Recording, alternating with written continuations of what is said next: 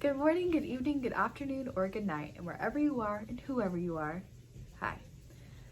We are in Genesis chapter 14 and chapter 15 tonight because I did miss chapter 14 on Sunday. I was at the beach. My foot is asleep. Ow. It's like all that little tingly stabbing feelings. Oh my gosh, that hurts. So I was at the beach Sunday and I missed Sunday's reading, and I'm sorry about that. A lot of y'all messaged me personally, and I apologize. I'm sorry. So I'm going to give you some background on Genesis chapter 14 because my NIV Bible does not go into this, but my King James Version and my study Bibles do. So we are in 14. This is Abram rescues Lot. So what happens is we've got 9 kings, okay? So there are 9 of them, and King Chedorlaomer is the big guns, okay? He's the hotshot king. He tells every other king what to do, and some of the kings get fed up with it. So we have 5 kings over here and 4 over here, 1 including Chedorlaomer. So these 5, we have a solid 9. So these 5 looked at them and were like, we're done with you. And then Chedorlaomer and his guys were like, yeah, as if. So this is the 14th year of Chedorlaomer being just awful king ever. So these 5 kings going against these 4 kings. Here's what happens.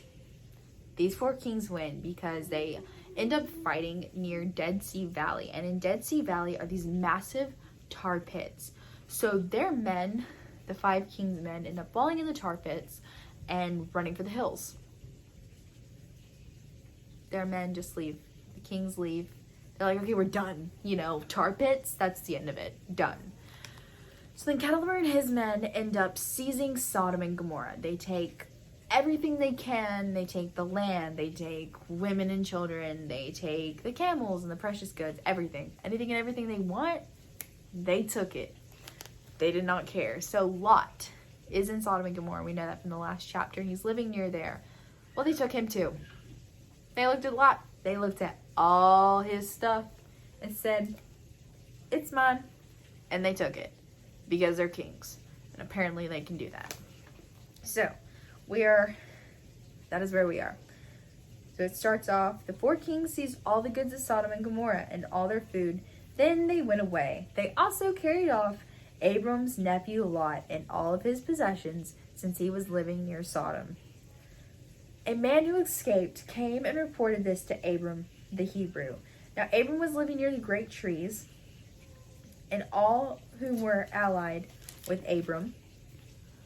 And when Abram heard that his relative had been captive, he called out to 318 trained men born in his household and went in pursuit as far as Dan.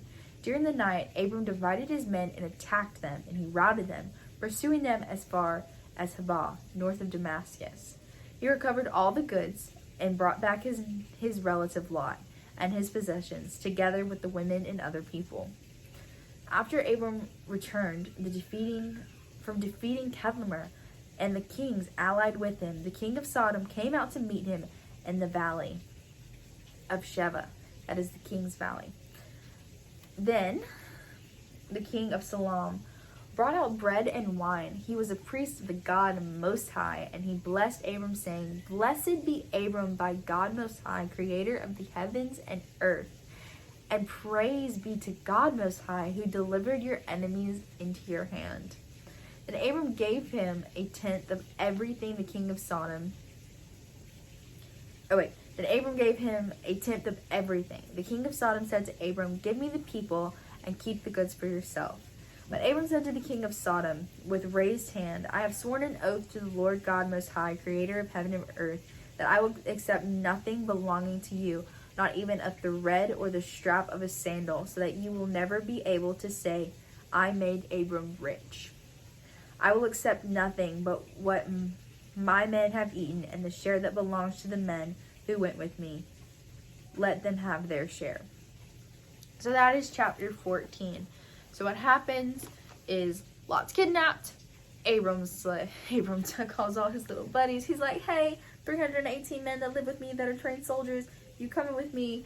We're going on a rescue mission. And they defeat these kings And it doesn't go into detail, but there was a nice, lovely little battle. So he defeats these kings, he gets back his stuff, he's praised by all the other kings, they're like, woohoo, yo, you.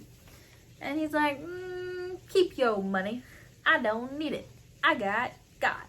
So, we are now in chapter 15. So this is the Lord's covenant with Abram. Alright. After this, let me put away my notebook. It's getting in my way. I don't even know why I have it out. I didn't need it. Alright. Chapter 15, the Lord's covenant with Abram. After this, the word of the Lord came to Abram in a vision. Do not be afraid, Abram. I am your shield and your very great reward. But Abram said, Sovereign Lord, what can you give me, since I remain childless, and the one who will inherit my estate is Eliezer of Damascus? And Abram said, You have given me no children, so a servant in my household will be my heir. Then the word of the Lord came to him. This man will not be your heir, but a son who is your own flesh and blood will be your heir. He took him outside and said, Look up at the sky and count the stars, if indeed you can count them. Then he said to him, So shall your offspring be. Abram believed the Lord, and he credited him as righteousness. He also said to him, I am the Lord who brought you out of Ur to give you this land. Take possession of it. But Abram said, Sovereign Lord, how can I know that I will gain possession of it?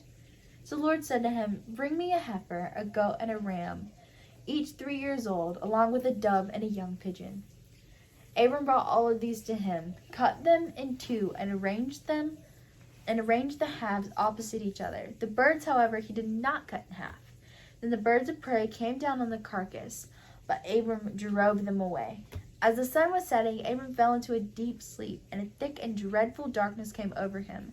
Then the Lord said to him, Know for certain that for 400 years your descendants will be strangers in a country not their own, that they will be enslaved and mistreated there.